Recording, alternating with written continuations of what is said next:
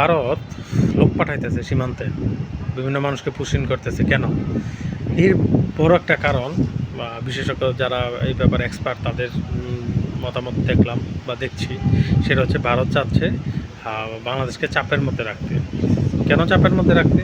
দেখেন, বাংলাদেশটা ভারতের একরকম পেটের ভিতরে, তো বাংলাদেশ যদি কন্ট্রোলে না থাকে ভারতের বিভিন্ন সমস্যা তৈরি হবে।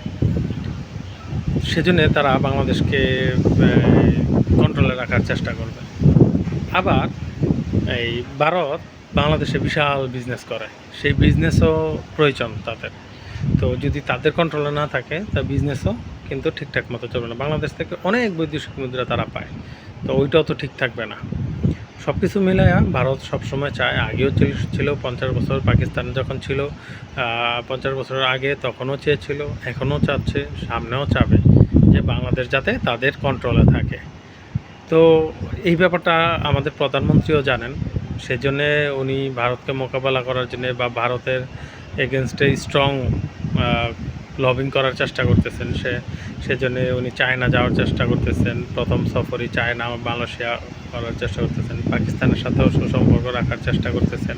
তো এটা জরুরি, এটা কূটনৈতিক দিক থেকে খুবই চমৎকার একটা বিষয়। হাসিনা যে ভুলটা করেছে, হাসিনা সম্পূর্ণভাবে ভারতের উপরে নির্ভরশীল ছিল। বর্তমান সরকার সেই ভুলটা করতে চাচ্ছে না। বর্তমান সরকার একটা ব্যালেন্স করার চেষ্টা করতেছে, যাতে ভারতের সাথেও একটা সম্পর্ক থাকে, কারণ প্রতিবেশী সম্পর্ক রাখতেই হবে। পাকিস্তানের সাথেও সম্পর্ক থাকে, যাতে ভারত খুব বেশি একটা চাপ দিতে না পারে। চায়নার সাথেও সম্পর্ক রাখার চেষ্টা করতেছে, যাতে ভারত খুব বেশি একটা চাপ দিতে না পারে। তো এটা চমৎকার উদ্যোগ। অন্তত বিশ্লেষকদের মতামত থেকে এটা বুঝতে পারি। তো দেখা যাক সামনে ভারত বাংলাদেশে কতটুকু তাদের চাপ প্রয়োগ করে, বাংলাদেশ কতটুকু তাদের চাপ মোকাবেলা করতে পারে বা উইন উইন সিচুয়েশনে থাকতে পারে। দেখা যাক, সামনেই বলে দেবো। আসসালামু আলাইকুম।